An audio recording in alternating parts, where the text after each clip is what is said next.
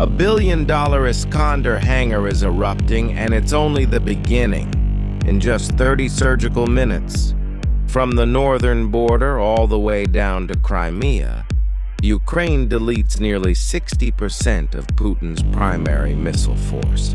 Moscow brought a brute force sledgehammer to a high-tech chess match, only to watch its so-called invincible launchers turn into burning scrap metal. Putin is about to learn that invincible is just a word Ukrainians use for something that hasn't been hit yet. It's going to be a very long morning for the Kremlin. Putin wanted a dark winter, a total blackout meant to force Ukraine to its knees before the first snow settled. His weapon of choice was the Iskander M, a 44-ton monster. Basically a Mach 7 meteor with a steering wheel, built to erase power grids and apartment blocks in seconds. But even a sledgehammer needs rest. To prepare for a nationwide surge, Putin's generals made a fatal, arrogant mistake. Dozens of launchers were packed into repair hangars for quick maintenance and reloads. That was the opening Ukraine had been waiting for. U.S. intelligence and stealth reconnaissance. Drones watched this billion-dollar parking lot grow. Kyiv narrowed the kill zone to 5 critical hubs: Bryansk, Kursk, Rostov, Krasnodar, and Crimea. These weren't random pins on a map. They all sat within a perfect range where Ukrainian drones could achieve full saturation. The obstacle was terrifying. Russia's steel umbrella, S-400s and Pantsir S-100 systems layered together to track everything from stealth fighters to stray birds. One wrong move, and Ukraine's entire drone fleet would become very expensive confetti. The mission was a total gamble. So how do you turn a narrow window of vulnerability into a nationwide strike that erases half of Russia's missile power? It starts with cardboard. In Bryansk, radar screens filled with dozens of low-flying targets. These weren't hobby planes. They were Corvo decoys, cardboard ghosts, equipped with emitters that mimicked cruise missiles. Russian operators panicked and launched interceptor after interceptor, burning through hundreds of thousands of dollars per shot to destroy $500 decoys. While the sky filled with fire and noise, the real killers slipped through at treetop level. Silent stealth drones hugged the terrain, their radar signatures smaller than a crow.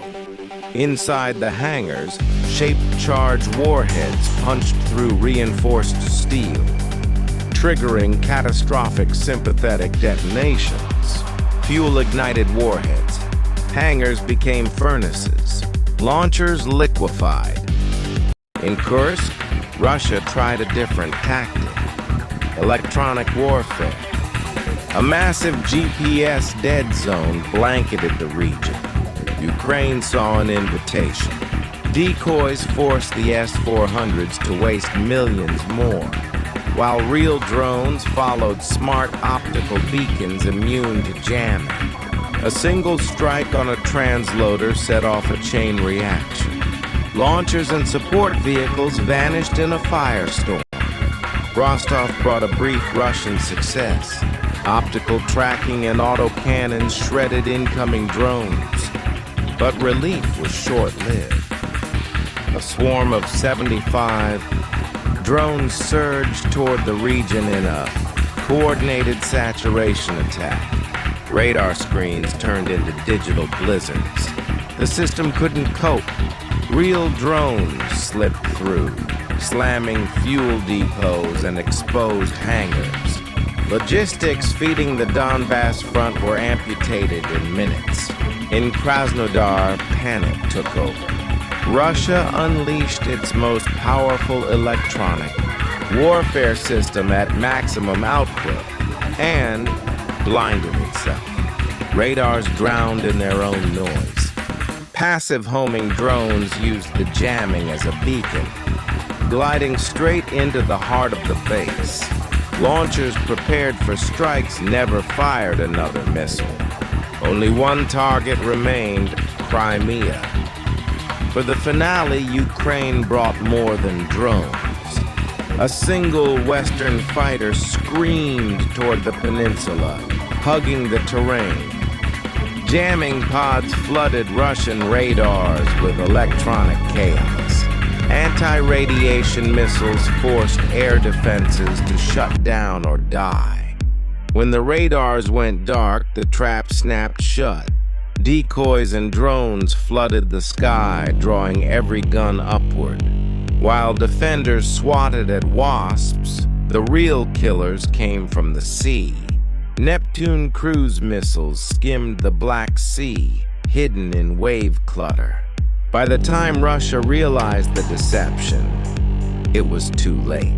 Missiles punched through hangar doors and roofs. Fully loaded launchers detonated in a massive chain reaction.